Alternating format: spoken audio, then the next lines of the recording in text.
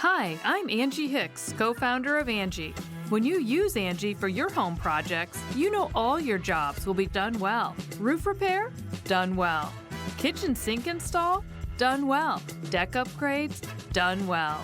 Electrical upgrade? Done well. Angie's been connecting homeowners with skilled pros for nearly 30 years, so we know the difference between done and done well. Hire high-quality, certified pros at Angie.com. You can live out your MasterChef dream when you find a professional on Angie to tackle your dream kitchen remodel. Connect with skilled professionals to get all your home projects done well. Inside to outside, repairs to renovations. Get started on the Angie app or visit Angie.com today. You can do this when you Angie that. Today's episode is brought to you by Angie.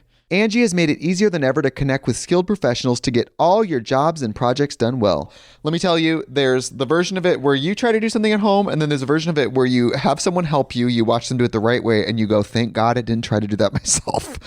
I have fully done things around the home that I think look good, and then a bang in the night, and I wake up to a shelf collapsing, a painting falling off the wall.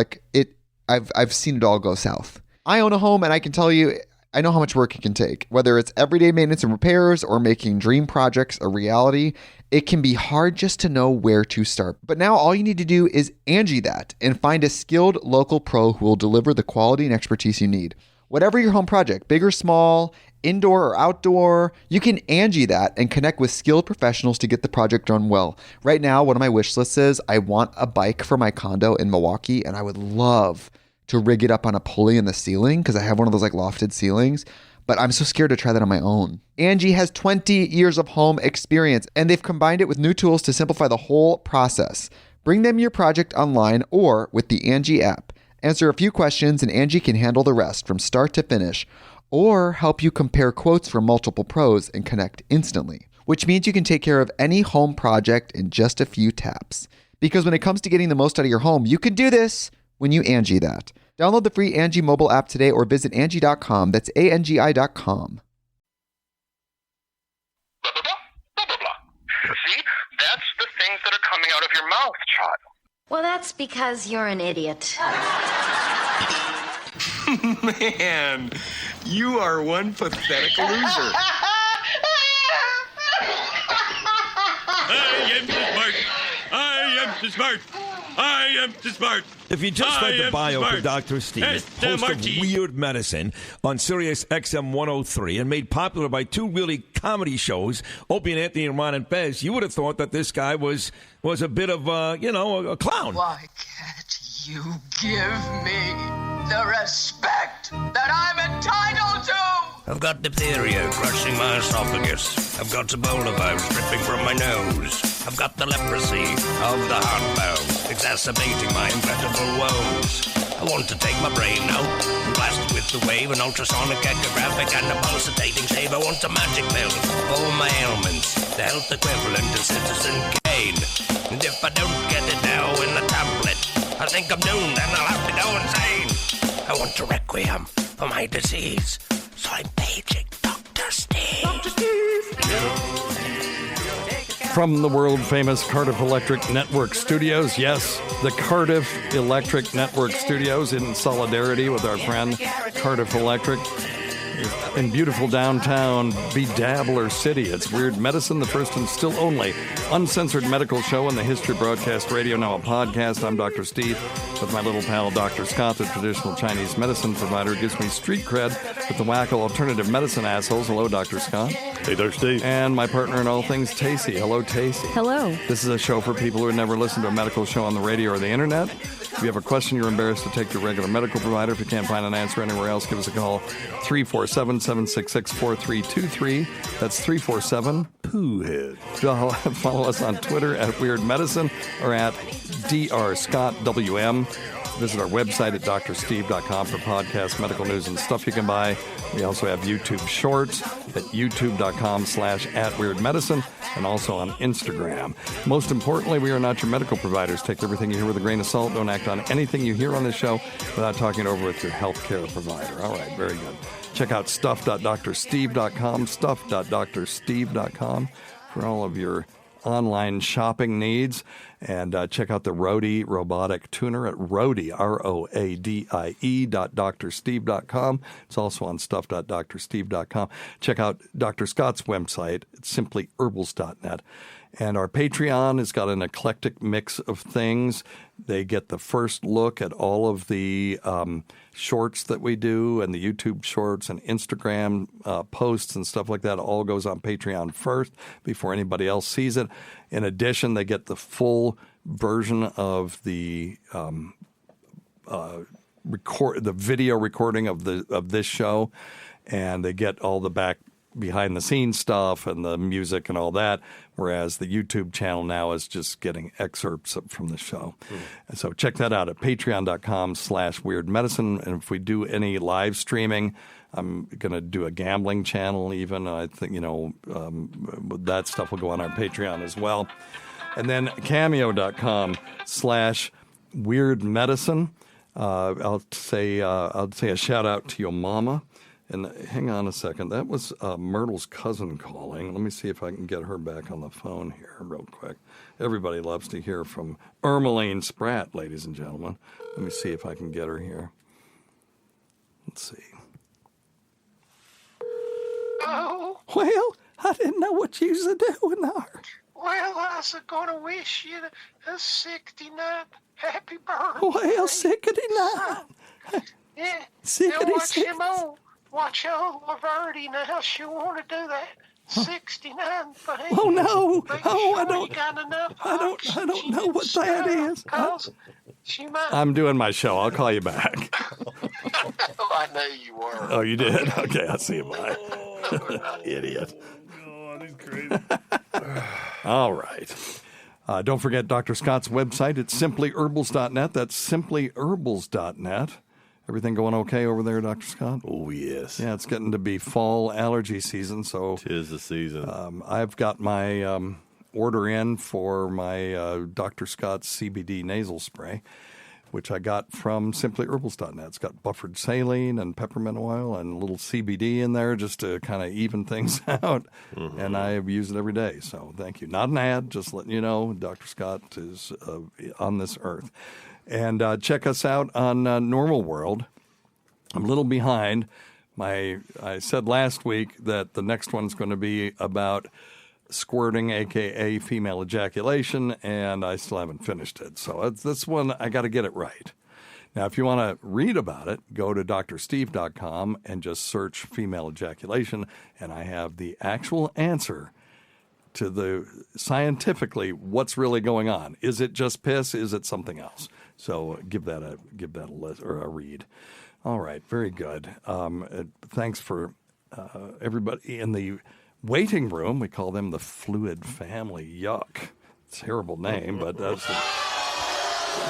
But if you want to join us while we're recording our show, you can go to youtube.com/@weirdmedicine and click subscribe, and then hit the notification button.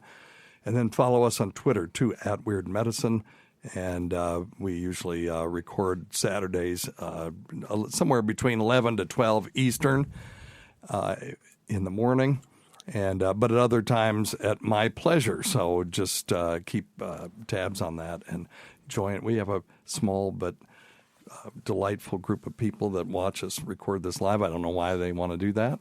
It's an audio show, not a video show, but it's fun to have them here. Yes. Dr. Scott and I started doing that a while back just because it felt different to be speaking to an audience no matter how small. Mm-hmm. So it's fun to do. Yes. Anyway, and our audio show gets thousands and thousands of times more views than the video part of it.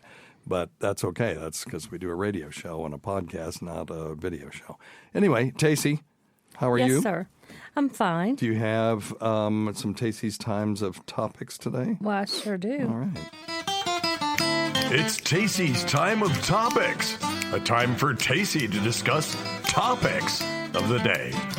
Not to be confused with Topic Time with Harrison Young, which is copyrighted by Harrison Young and Area 58 Public Access. And now, here's Tacie. Well, hello, everyone. Hello. Hello.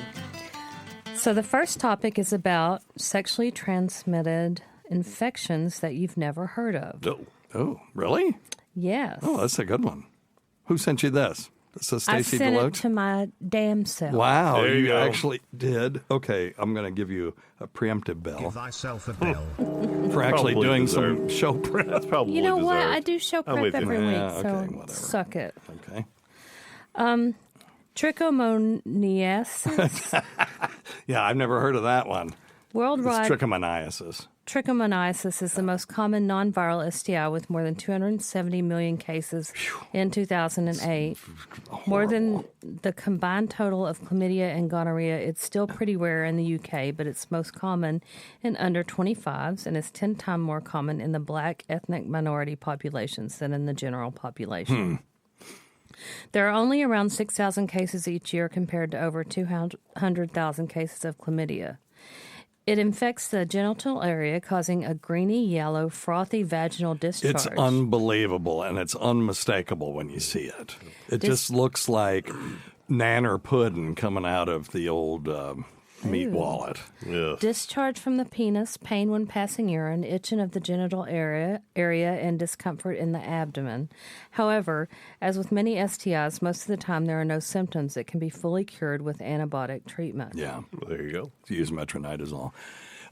When you diagnose this, you have to, get some of the Goo. exudate, The good stuff, yeah. and put it under the microscope with some saline. It's so thick you have to Dilute it. Some. dilute it, Yeah. and you just see these things in there. It's not like seeing bacteria Little worms, or little clue parasites, cells yeah. or something. They're just like little swimming organisms. Yeah. They're like, it's horrendous. And you look at it, and it's like, Yikes. Yeah, it looks like the aliens from Stormship Troopers.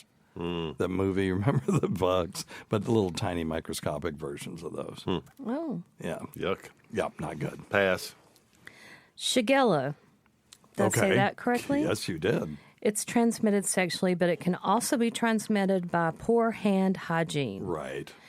It's the name for a group of bacteria which causes gastroenteritis, a common condition which causes diarrhea and vomiting and dysentery. It sure does. And the thing is if you get salmonella, you have to have a huge load of bacteria. With Shigella, you only need a very few to trigger this thing. I've never actually seen a case of Shigella, but I learned about it. Yeah. Someone with Shigella can pass it on through infected poo, including if it contaminates food or water. Men who have sex with men are particularly at risk as it can be passed on sexually through contact with the anus or contact with sex toys, fingers, or genitalia, which may have been infected fecal matter on them. Yeah, well, it's not just men who have sex with men, but yeah. It only takes a tiny amount of bacteria to get into your mouth to be infected. Ooh, I'll give If myself you're a worried, if you're worried, you may have contracted it. As there aren't always symptoms, tell the healthcare professional that you may have picked up a stomach infection from sex. Okay. Yeah. And most doctors still won't know what the hell you're talking about. That's the problem, because it's unusual. Ooh. Donovanosis. No, I do not know what this is. Never heard that one either. When the UK saw one of its first recorded cases of Donovanosis we did in a story August on this. Go ahead. 2018, Yeah. headlines reported a flesh-eating and skin-rotting STI. We hardly ever see Donovanosis in the UK except in those who have had partners in parts of Africa. Whilst painless and treatable, the most common type of ulcers caused by this STI are fleshy and red, bleeding when touched. Other types of ulcers can appear raised and irregular. A foul-smelling ulcer which causes tissue destruction or scar tissue. It has been shown to be... Would you stop? It's Donovan. It has been shown to be a risk factor in HIV transmission due to the bleeding from ulcers. It is mostly found in tropical and subtropical areas, with men affected twice as often as women. Yucky poo. Yeah. Pass on that one, too. Yeah, no thank you. Yeah. You didn't like the soundtrack? No, I didn't. Why? Because it was awful. It's Donovan. It was terrible. Sunshine It was distracting Superman. and it was terrible. Mycoplasma Genitalium. Oh, wait, say it again. Mycoplasma Genitalium. Yeah, that's a bad one. MGen. Ureaplasma also in that same group, and it sucks too. The Go ahead. British Association of Sexual Health and HIV released new NICE accredited guidelines to prevent the emerging pathogen from becoming the next superbug as it becomes more antibiotic resistant. It's the smallest known bacterium which can self-replicate. Infection occurs. Superbug. Sorry. Oh my goodness.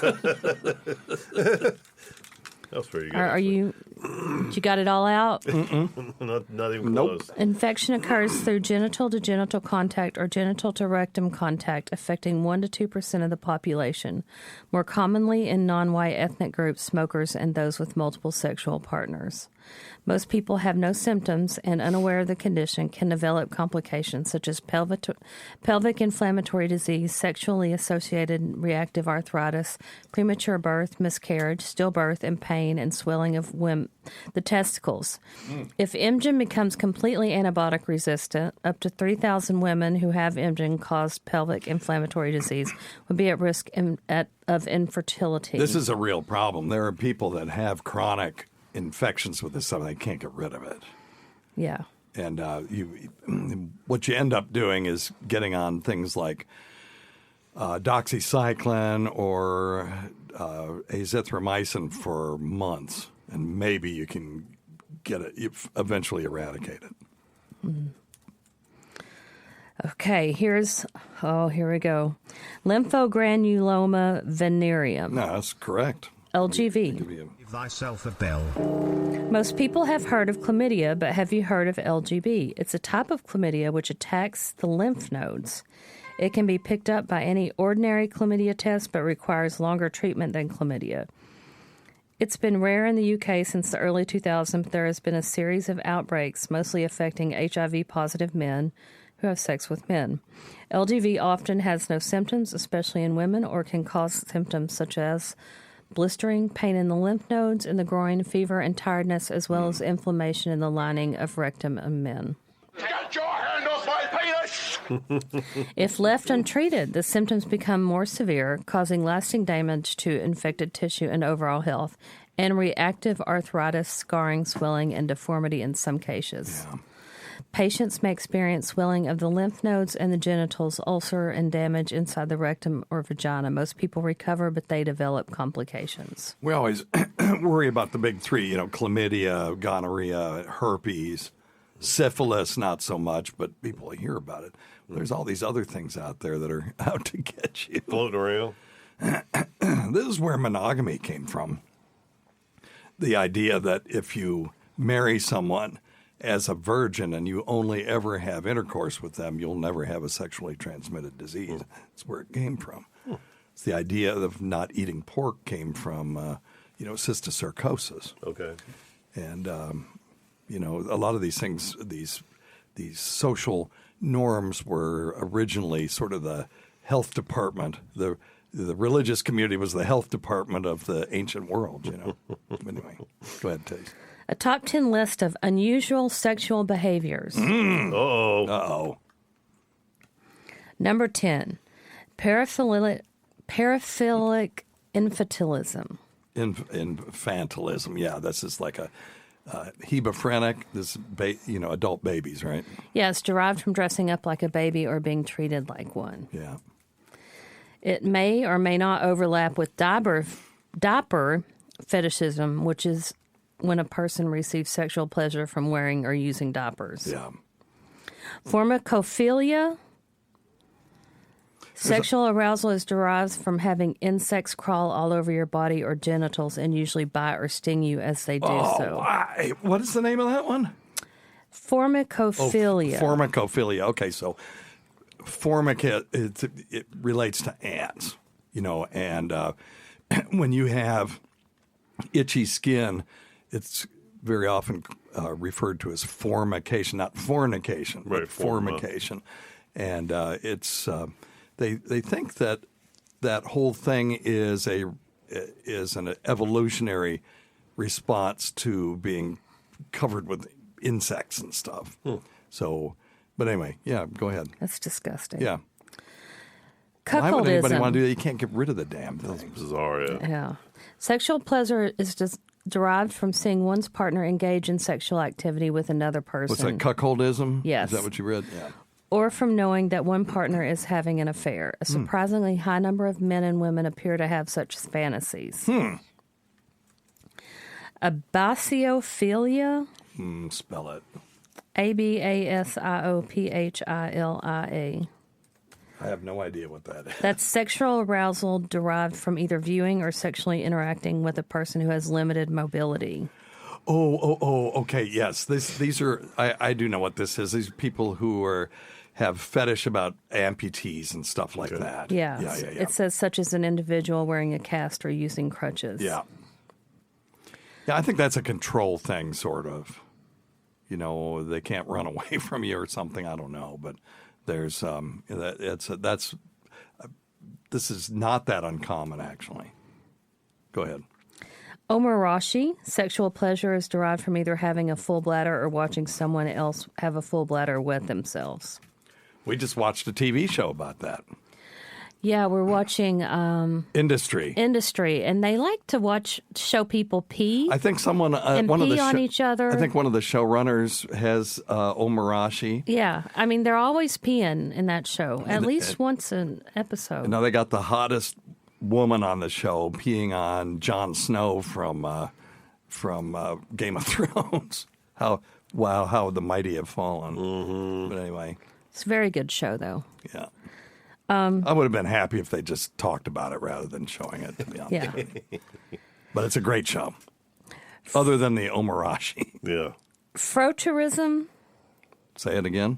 Frottagism. Frottage. It's frottage, right? That's where you touch people inappropriately, like in a non-consenting person in a public place. Yeah. Yeah, Jimmy Norton used to talk about frottage or frottage. Bug chasing. Sexual arousal is derived from having sex with or fantasizing about having sex with someone who is HIV positive. Yeah, that was a big deal well, not a big deal, but I mean it was something we heard about in the 90s particularly. Symphorophilia. Sexual pleasure is derived from watching a disaster occur, such as a car accident or fire. Oh, wasn't there a movie about that? Was that what Crash was about? I don't know. Okay. What's the name? How do you spell it? Symphorophilia. Okay. Yeah, let me look and see if that's what that was. Sometimes they'll stage disasters too. So this is people who will light fires. There's a subset, like arsonists. Yeah. But then they're getting off sexually from it. From watching a barn burn. Yeah. Wow. Yeah. Sacrophycosis. That is sexual arousal derived from cutting a hole in the pocket of one's pants in order to masturbate in public without anybody realizing that it's happening. Yeah. And the last one, Vorarephilia. Vorarephilia.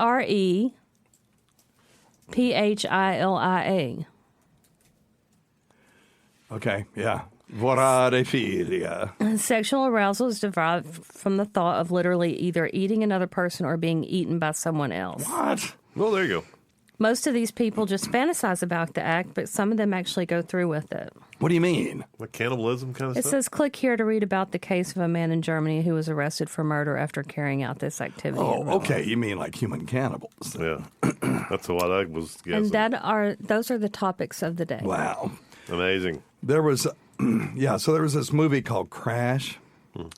And I'm trying to remember who made it. I don't know if it was David Cronenberg or somebody like that, but it was the Crash film. It's a 1996 film about people who were symphorophiliacs. They don't mention the name in the movie, but that's basically what it was. So, anyway. All right. Very good. Thank you, Taste. Scott, you got anything? Nope. All right. Well, let's answer some questions then. Number one thing, don't take advice from some asshole on the radio. Thank you, Ronnie B. It's good advice. Namaskar. I was just listening to old Opie and Anthony, like I do.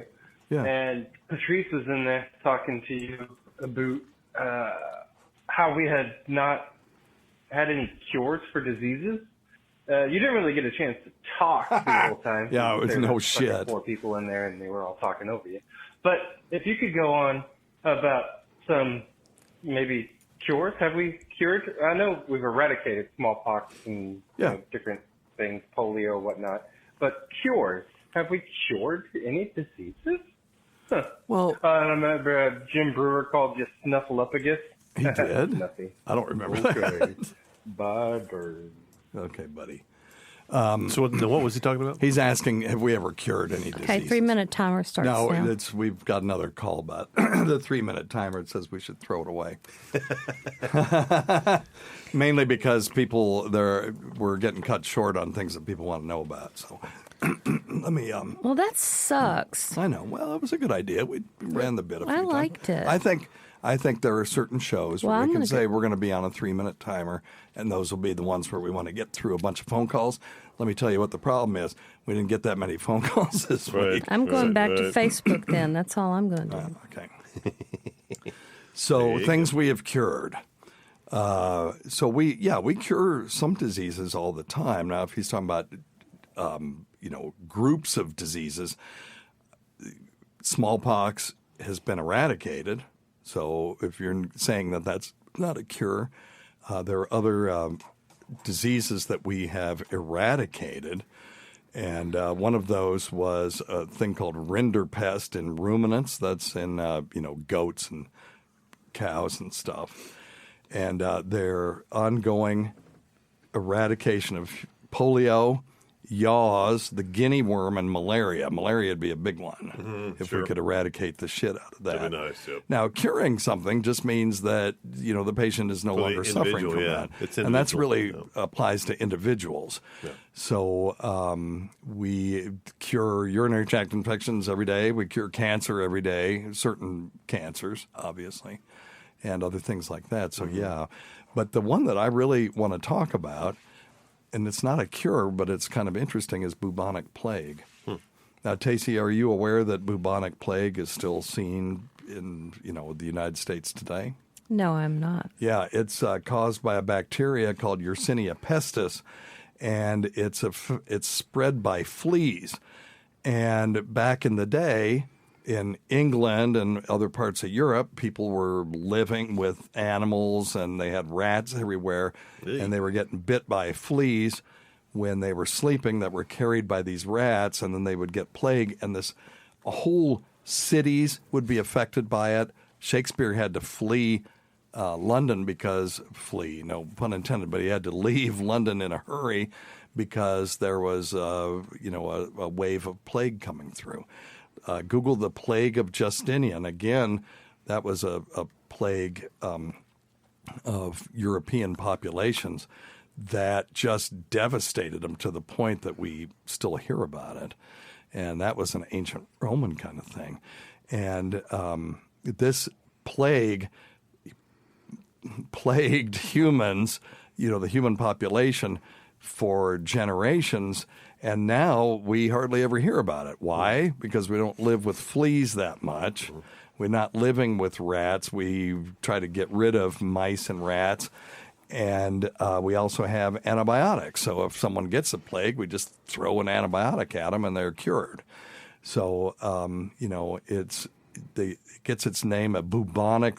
It gets the name from these swollen lymph nodes that they call buboes that are caused by the disease. They're in the armpit, groin, and neck, and they can become as big as eggs, and then they ooze pus. They break open and ooze pus. And, it is the same plague that killed so many people during medieval times, 25 million people during the 14th century, which was, by the way, 2/3 of the European population at the time. Can you imagine? I mean, we were worried about COVID, and here they had 2/3 of people, so 67% of people died from the bubonic plague, and these rats would travel on ships, and they'd bring the fleas and the plague with them, and most people who got the plague died, and then they had blackened tissue due to gangrene, and so it was called the Black Death. And at that time, there was no cure. So there have been other episodes of bubonic plague in world history.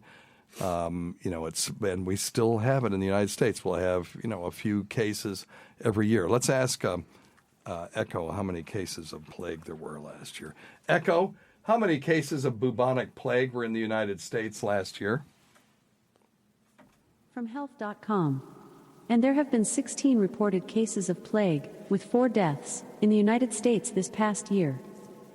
Yeah, so 16 and with 4 deaths, so still 25% of the people died. Why? It was probably, I'm guessing, elderly folk who had messed up immune systems, and they probably delayed their diagnosis. Okay. If you get an enlarged lymph gland, particularly if it starts oozing pus, don't F around with that. Don't just assume it's cat scratch fever or something. Get it checked and get it treated, okay? We test it.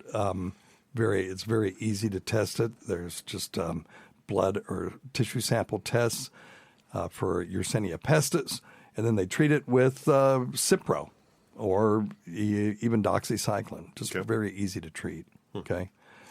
But it can be fatal if it's not treated, so if there's any chance that that's what you have, you got to get treated, okay? You prevent it by making your place inhospitable to rodents, and you use flea control products for your pets, et cetera, okay? Good idea. All right. Today's episode is brought to you by Angie. Angie has made it easier than ever to connect with skilled professionals to get all your jobs and projects done well. Let me tell you, there's the version of it where you try to do something at home, and then there's a version of it where you have someone help you, you watch them do it the right way, and you go, thank God I didn't try to do that myself. I have fully done things around the home that I think look good, and then a bang in the night, and I wake up to a shelf collapsing, a painting falling off the wall.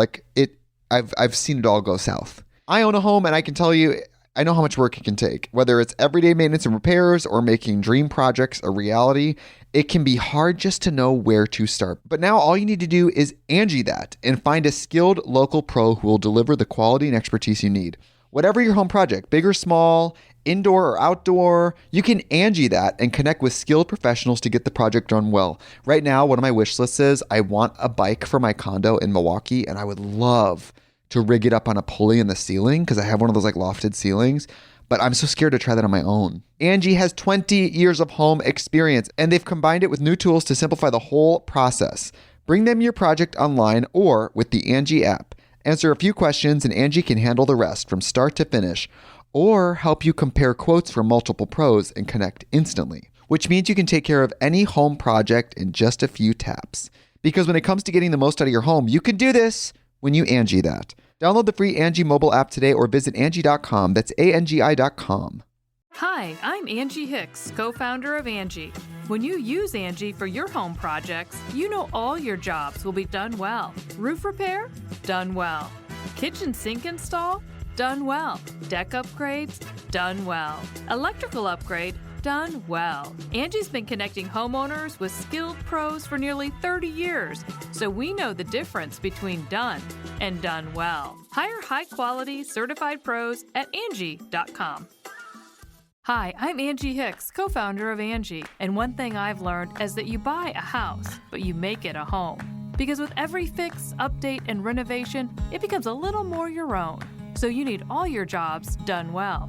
For nearly 30 years, Angie has helped millions of homeowners hire skilled pros for the projects that matter. From plumbing to electrical, roof repair to deck upgrades. So leave it to the pros who will get your jobs done well. Hire high-quality certified pros at Angie.com. You can live out your MasterChef dream when you find a professional on Angie to tackle your dream kitchen remodel. Connect with skilled professionals to get all your home projects done well. Inside to outside, repairs to renovations. Get started on the Angie app or visit Angie.com today. You can do this when you Angie that.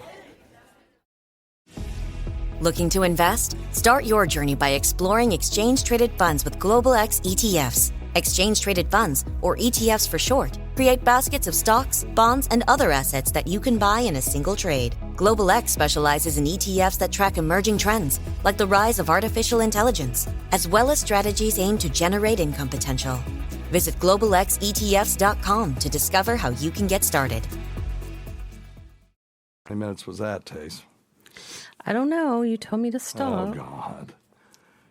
Do you want me to start timing you? Nope. I don't want you to do anything. I want you to just look at Facebook. You're fine. Okay. Hey, Dr. Steve, Dr. Scott, Tacie, if you're there, or whoever other alumni are present. This is Randall, and I was just calling about a question that came up. I was listening to you folks talking about lack of sleep, and I had a couple of things I just wanted to try to cover. One of them is I get like chronic sinus infections. I haven't gotten AT-ENT workup yet to see if I have a nasal polyp. But my wife had a prescription of Montelia cast, and she's found an indication for it. She's a nurse as well. And she said she thought it improved. I'm dreading having to go. It's also called singular. It's Monty Lucast, yeah. Do a sleep study, but now I'm seeing. I think about it. It might be Montelicast, but I still think it's Monty Lucast. But this new epilepsy drug that is coming out in a double-blind, placebo-controlled study, and not to take up too much of your time, it's solthiamine, and this is in a European study, and so I didn't know if you felt like that might be something interesting to talk about, and I appreciate everything you do, and you guys are great. Thank you so much. Bye. Hey, thanks, man. Yeah, so the Monty Lucast is this leukotriene inhibitor thing. It doesn't matter really what it is, but Singular is a great drug for some people that have chronic allergies, and sometimes you just throw it at people. I have had patients who were on 3 inhalers and started when the Singular first came out. I tried it on them, and then they just stopped taking their inhalers, and they were fine. We've also had a close friend whose kid was put on this stuff, and they thought that the kid was autistic until they took them off the Monty Lucast, and then they were fine. So some kids can have a really bad reaction to it. Some adults can have a really bad reaction to it. For me, it just does it decreases my allergy symptoms. I don't seem to have any side effects from it. Yeah, I take it too. Yeah, it's a good drug. Now, when it comes to insomnia, I was watching Jimmy Dore the other day, and he was talking about gamma hydroxybutyric acid with GHB, which is the, roofie, the date rape drug. But I hate that it's called that because it actually, although it's been misused, it's significantly misused.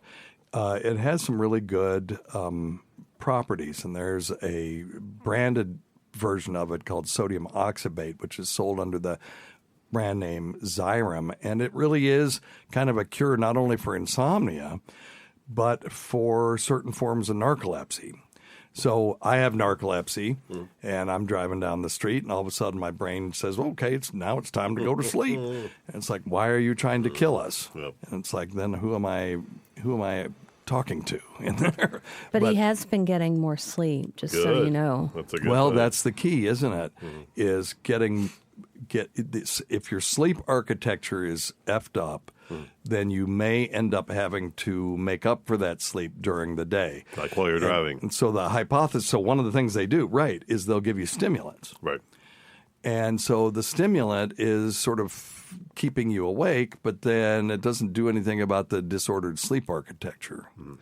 So what if you had a drug that would make your sleep architecture more functional, so that you just didn't have that sleep debt that you had to make up during the day? And so to me, that makes more sense to treat narcolepsy that way, to have a drug that fixes your sleep architecture. Well, sodium oxybate does that for a significant fraction of people. They don't have to be on stimulants anymore. So now here's the thing. I wanted to try it because I think taking a stimulant for having a problem with sleep is just kind of it's not the right approach. Right. Fixing the underlying problem would be the right approach. But I can't get it because I have to have not only another sleep test, but a thing called a multi-sleep latency test. And so you got to jump through all these hoops. So I got to go, and I can't get it done until January. So January, I go spend the night with my CPAP, and they do the thing. And then at 6 in the morning, I get up, I go eat breakfast or whatever, go home, take a shower, and come back at 8 in the morning. And then they turn the lights out and see if I fall asleep.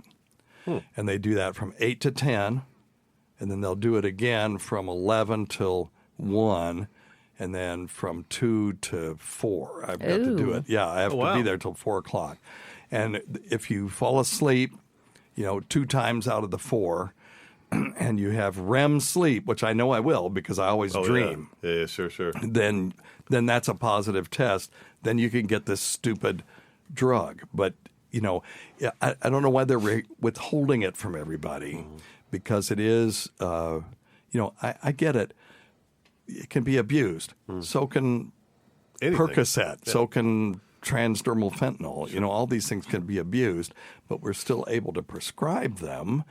And for people who need them, and you just get a prior authorization if it's not first line on your insurance. But this drug, for some reason, you have to jump through all these hoops to get it. So, interesting. Yeah, I was going to say, I'm sitting here hearing you describe that, and I know for a fact the 8 o'clock in the morning I would go right back to sleep. Yeah, of course. And I know for an absolute fact at 3 o'clock I'd be right back asleep too. Well, you may have it too. I mean, I know narcolepsy is underdiagnosed. Yeah. And, I have sleep apnea. It used to be worse. I used to, every Wednesday I would take my laundry to the laundromat, right, or to the cleaners, and I would pull up and I would immediately fall asleep. And I would sleep there for like 20 minutes, and then I'd wake up and take my stuff in. And one time he said that some guy came in and said, I think there's a guy dead out in your parking lot. And they said, oh, no, that's just Dr. Stevie does that every time. So they knew that I was doing that. That's how bad it was. And if I didn't have to go to the laundromat, I'd pull in at work and I'd fall asleep. So once I got diagnosed with the complex sleep apnea and got my BiPAP mask on, that stopped happening, but the other stuff still happens. So. But yeah, Tacey's 100% right. When I go to bed at 11, get up at 7, if I can pull that off during the week, then I'm fine. I don't fall asleep while we're watching TV or any of that stuff. So really, I just have to be more disciplined by getting more sleep. Yep. But my sleep architecture is still screwed up. If I've got this watch that monitors that stuff. I get deep sleep right when I fall asleep. And then it's REM, light sleep, REM, light sleep, REM, light sleep the rest of the time. So I get very little deep sleep. And deep sleep is supposed to be where you get all that true, reparative stuff. So anyway. That's cool. All right. And about that seizure drug, don't know what he's talking about, so I'm going to skip over that. I was not able to understand the name for it, so sorry about that. All right. Yeah, if you want to call back, I would be happy to. Dr. Steve. Yep. Hey, I love your show, by the way. Thanks, buddy. I've got about an inch and a half, maybe an inch and a quarter ring on my neck. Okay. That almost looks like ringworm. Okay. But it goes away for a week or so. But now it's about 4 inches, maybe 5 inches on my neck. Okay. And it still comes and goes. Okay. What is that? Okay. Well, what do I do? Well, what I've said over the years is it's very difficult to diagnose a rash by photographs. Absolutely. So people send me pictures of rashes, and I don't know, I can tell you kind of generally what it is, but it's very difficult to do.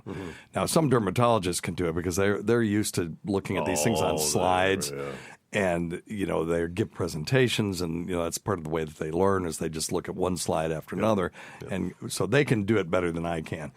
But therefore, if it's hard doing it when I can see it, it's really hard to do it when I'm just hearing about it. But actually, that's a little bit easier because you can say, you could describe it.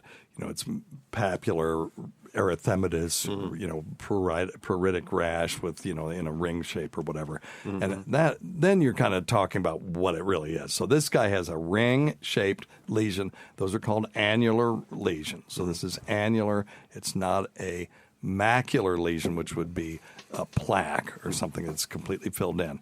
So this has redness and with a clear in the middle. So these are pretty distinctive.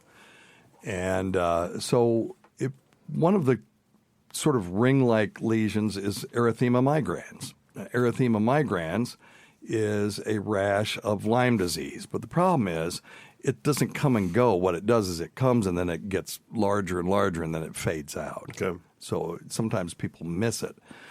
In that one, if you have that, they just start antibiotics. If you can catch it during that phase, you don't have to worry about it anymore. Then there's plaque psoriasis, and that will be demarcated, but they're plaques. They're not annular lesions for the most part. There is a thing called erythema multiforme. That's a hypersensitivity reaction, and those are annular, ring-like, raised lesions with central clearing, so that makes sense. But they tend to come and stay. They don't just come and go and come and go. And there's a thing called lichen planus, but that, again, is a purple polygonal papule, so those are not really annual. So the one I'm thinking this may be is a thing, because ringworm is a fungus, and it comes and it stays. It doesn't just come and go. It doesn't come and go away. I'm thinking of a thing that might be nummular eczema. Now, nummular means coin-shaped, okay? So that's a rash. It's coin-shaped, sort of red lesions, and they can come and go. Yes. Because it's a form of eczema. Now, there are also rashes like urticaria, but those usually won't be all in the same place every time. Urticaria is hives, and you could get ring-shaped hives, but it wouldn't just come and go, and you would know it'd be profoundly itchy. Unless he was, scratching it, not knowing he was scratching it, or unless he was wearing a shirt or a jacket or with a collar that was irritating or something. But I'm going with the eczema. Yeah. I think nummular eczema might be the thing. Because it'll kind of come and go a little bit and fade, and sometimes a little worse, sometimes a little better. Right. And you treat it, or you put some cortisone on it, it goes away, and then it comes back. So he said, "What do I do about it?" Go see a dermatologist, because we're just guessing. These are just educated guesses. I have no idea what it is. But if you go to a dermatologist or a smart primary care provider, let us know what they tell you, and if they get rid of it. There is this thing. You ever heard of tinea versicolor? That's an interesting one. It's a rash, and it can kind of come and go, but it's a fungus. And the reason they call it tinea versicolor is because it can be different colors, and it's usually geographically bordered, and it can spread and all that kind of stuff. I'm going to see if I can find a picture of it for you guys to look at. The radio people can't. And it will be often hypopigmented. In other words, it'll look like vitiligo almost in some people. And when they tan, it'll be uneven. It'll look weird. And this is not the easiest thing to get rid of. Now, we used to use Selsun for this, selenium sulfide, and it makes you stink. But now they are using, ketoconazole and, creams, gels, or shampoos.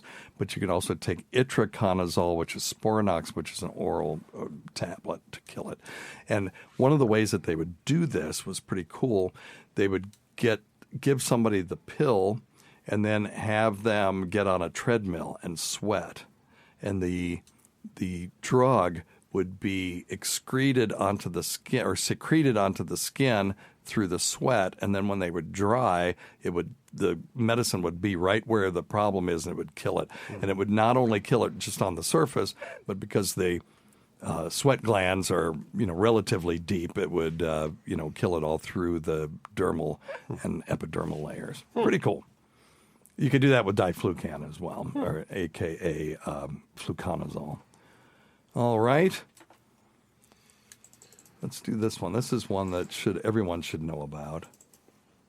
If I can get it to play. Okay. Oh, boy. There we go.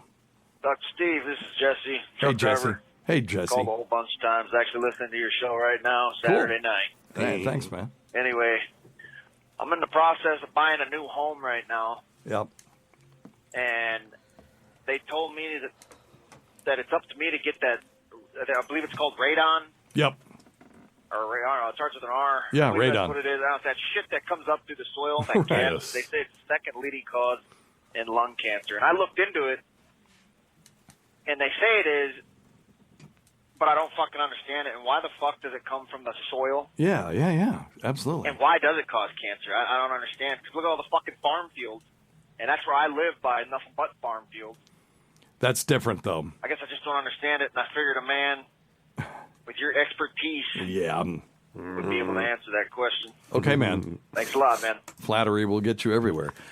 Radon is it's a radioactive gas. And the problem with it is, okay, if you're out in the fields, it's not that big of a deal because the wind is just blowing it around. The problem is if it's under your house and then it's wafting up into the house, the still air of a home will concentrate. It will continue the levels will continue to build up. It's one of the leading causes of cancer because it causes ionizing radiation. Ionizing radiation causes cancer, where you're changing the neutrons that are shooting out of this stuff, kill or derange DNA, and they only have to do it in 1 or 2 cells, and then all of a sudden you've got cells that are growing out of control. It's 3 to 14% of all lung cancers, and if you smoke and have radon in your home, then you're at even higher risk. That's always true. If you've had asbestos exposure, don't smoke. If you work in a mine and you've got coal miners' pneumoconiosis, don't smoke. If you got radon in your house, well, get rid of it, but don't smoke. But yeah, it's a lung cancer risk much higher in smokers with radon. Now, you can detect it by getting a radon detector. You just put it in your home. We probably should do that. I think we did it once, but I can't remember if it was in this house, so we probably need to do that again. I thought we had one. I thought we did too. But there's this little detector that detects it. Right. It's like a smoke detector. Yes. Right. Yeah. And then when the electrons, or I don't know if radon is an alpha, beta, or neutron, what kind of particles are released, we'll find out in a second. But they can be detected by having these little films. They got polonium in them, and then it causes a voltage change when they get hit by a particle that's radioactive particle. But anyway, again, outdoors it dilutes to these low concentrations because the wind just blows it around. So what do? So let's say you test your home and it has it. Are you doomed? Absolutely not. What you do is, number one, don't smoke, but number two, you put ventilation in your crawl space under your house so that you have airflow under your house at all times so that the radon doesn't waft up into the house. It's just blown away from one end of the crawl space to the other. So anyway, all right. Look and see if you can see what kind of radiation radon emits. Are you doing that, Scott? Yeah, sure. Yeah, and then we'll start on this one, and then you can come back to it, okay? All right. Well, I hate this new mouse. It can kiss my ass. Okay. Hey, Dr. Steve. Hey. Long time, third time. Hi, Dr. Scott and Tacie. Hey, man. Can you elaborate on when it would be okay to prescribe someone fentanyl? I know you do palliative care, and you probably have people at end stages that it wouldn't harm them. But I was just wondering, just on a regular basis, someone with a pain, maybe they're on Vicodin, it's not working or something, but is it... I thought fentanyl was only used in surgeries and palliative care. But no. Okay. So I love this question because I'm going to get on my soapbox, which I'm glad we don't have the 3-minute timer right now, Tace. All around our community and all over the country, there are billboards that say Fentanyl kills. Fentanyl kills. Well, what they're talking about is street fentanyl because it is dosed in microgram amounts, and a 2.2 pound, 1 kilo brick of fentanyl has 20 million fatal fucking doses in it. And when you have dealers that, aren't necessarily, road scholars going, well, maybe I need a little bit more kick to this batch, let's just put a couple spoonfuls of fentanyl in here.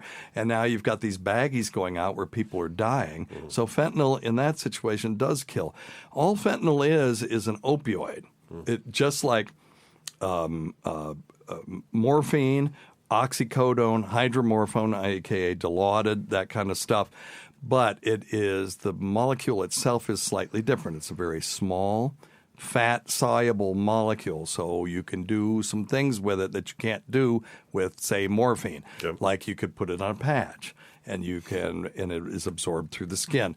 You can put it in the mucosa of the mouth, and it will be absorbed directly there. There are people out there that think that morphine can be absorbed from the mouth, from the buccal mucosa, the mucous membrane of the mouth. It cannot. Maybe 7% of it will be. It has to hit the stomach. But fentanyl can be 100% absorbed in the mucous membrane of the mouth. So there are some cool delivery systems you can do. We do use it in the ICU for sedation, but remember, it's fat soluble. So when you use that, when you turn it off, it's not gone. It's still being leached out into the patient's bloodstream from the fat supply where it's been absorbed over time. Right. Now, we will use fentanyl in the clinical situation when you have someone, either they're in the ICU, but forget about that, on the outpatient, if they have chronic, severe pain that requires round-the-clock dosing of short-acting medication and that can't be treated with some other means. So that's the indication for transdermal fentanyl in the outpatient setting. And so if you have someone that's taking 15 milligrams of morphine, say 6 times a day, that'd be 90 milligrams of morphine, they would qualify for transdermal fentanyl if they needed it around the clock. So they put the patch on, 25 microgram patch of fentanyl per hour, and you change it every 3 days. And that's if they can't take long-acting morphine for some reason. Maybe they can't swallow well. Or something, and they're using the liquid. That's the main reason. Now, the insurance companies have started requiring that we use transdermal fentanyl on people because it's dirt cheap. Okay. It's about $40 a month instead of $300 a month for the extended release oxycodone. So they've sort of forgotten about what the indication for it is and just said, well, it's cheap, so you guys have to write it first. This is the way of the insurance company. Now. So when I go to put somebody on this, I'll say, hey, you're taking this much morphine and your pain still isn't under control. We need to start you on long-acting pain medication. And your insurance wants us to use, transdermal fentanyl. And people go, fentanyl? What, are you trying to kill me? I see them signs out there, and it's like, oh, my God, can you change the billboards so that they say street fentanyl kills or the abuse of fentanyl kills? Because then I have to go through this whole song and dance, and people are still enter into this with some trepidation until they get on it and realize I'm not trying to kill them, So anyway, but that's what its indication is for. Now, there are some people who have severe cancer pain, and this is the only time that this one is allowed. Is you can use transbuccal fentanyl, like a fentanyl lollipop or something like that, where it's absorbed from the mouth. But guess what?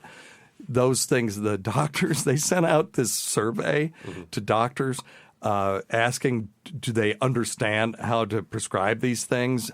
And these were people who had already taken the test, had signed up you have to sign up to be able to prescribe them. And so many people failed the test that the FDA said, fuck this, we're taking it off the market because you people are stupid. Right. So those things are no longer on the market. So you can only get, in the outpatient setting, transdermal fentanyl, in other words, a fentanyl patch. And if it's prescribed properly, totally safe. Where it's improperly prescribed is when people use it for acute pain, or if they use it on the opioid-naive elderly. In other words, you've got someone who's never taken a narcotic before, and they broke their hip, and you try to slap a transdermal fentanyl patch on them.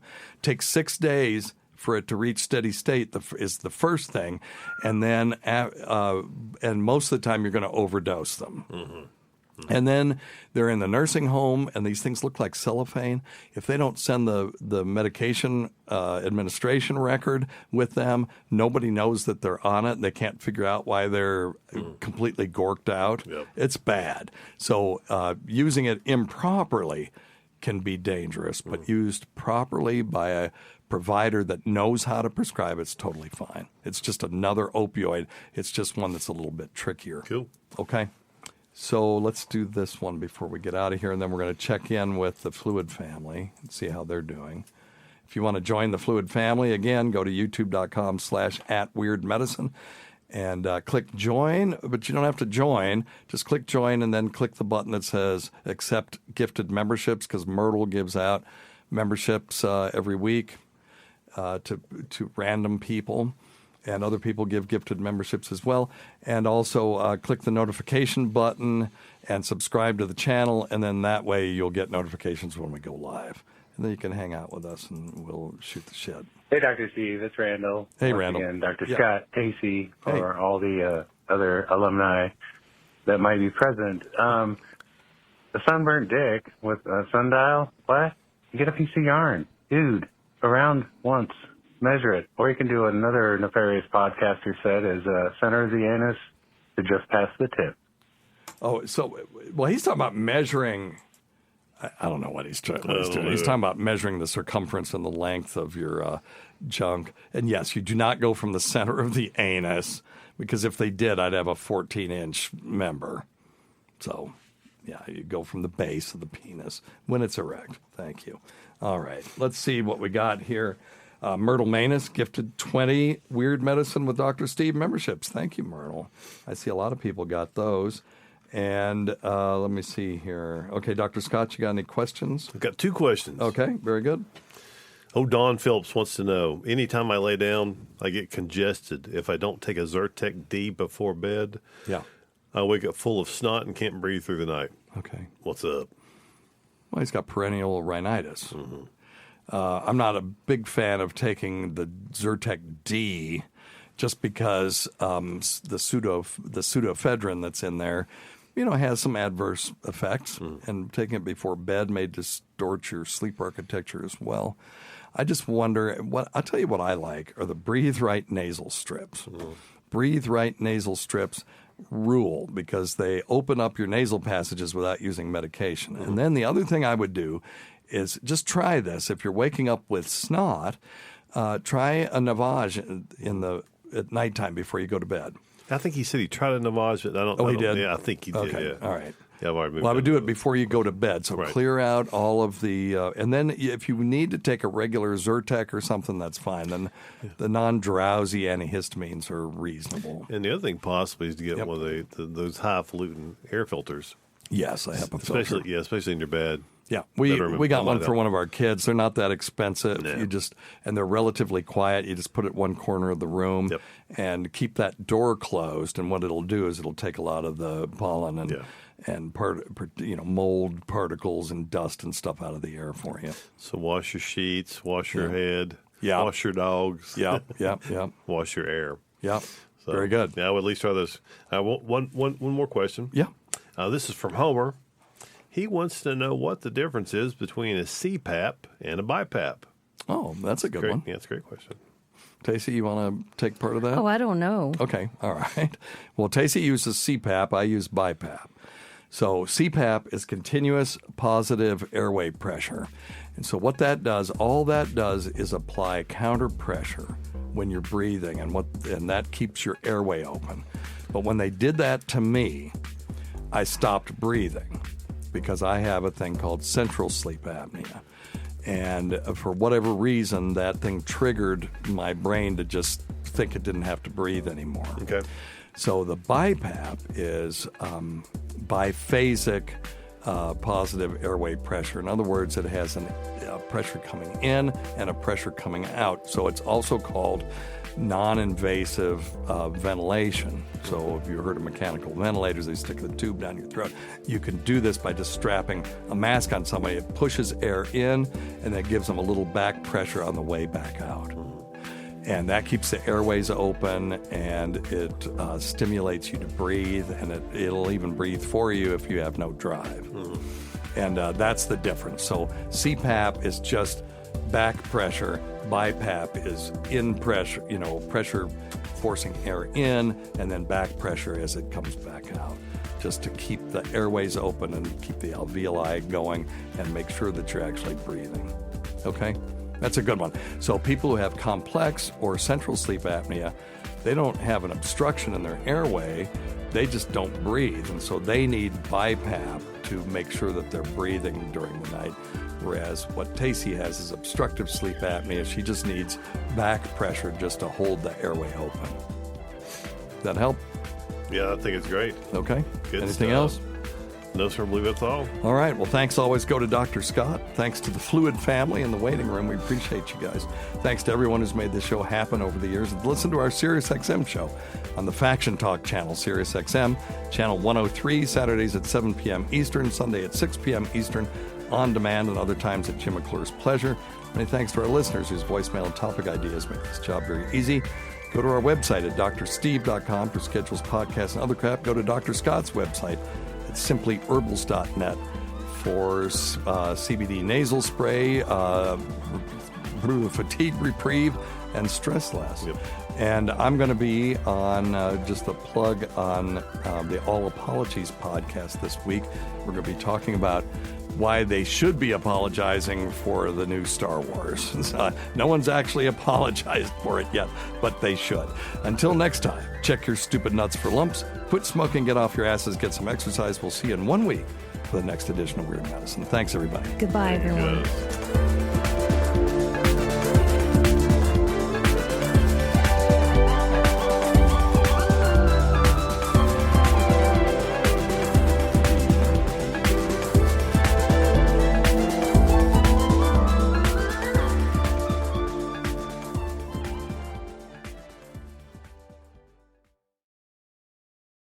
Today's episode is brought to you by Angie. Angie has made it easier than ever to connect with skilled professionals to get all your jobs and projects done well. Let me tell you, there's the version of it where you try to do something at home, and then there's a version of it where you have someone help you, you watch them do it the right way, and you go, thank God I didn't try to do that myself. I have fully done things around the home that I think look good, and then a bang in the night, and I wake up to a shelf collapsing, a painting falling off the wall. I've seen it all go south. I own a home, and I can tell you, I know how much work it can take. Whether it's everyday maintenance and repairs or making dream projects a reality, it can be hard just to know where to start. But now all you need to do is Angie that and find a skilled local pro who will deliver the quality and expertise you need. Whatever your home project, big or small, indoor or outdoor, you can Angie that and connect with skilled professionals to get the project done well. Right now, one of my wish lists is I want a bike for my condo in Milwaukee, and I would love to rig it up on a pulley in the ceiling because I have one of those lofted ceilings, but I'm so scared to try that on my own. Angie has 20 years of home experience, and they've combined it with new tools to simplify the whole process. Bring them your project online or with the Angie app. Answer a few questions and Angie can handle the rest from start to finish, or help you compare quotes from multiple pros and connect instantly, which means you can take care of any home project in just a few taps. Because when it comes to getting the most out of your home, you can do this when you Angie that. Download the free Angie mobile app today or visit Angie.com. That's ANGI.com. You can live out your MasterChef dreams when you find a professional on Angie to tackle your dream kitchen remodel.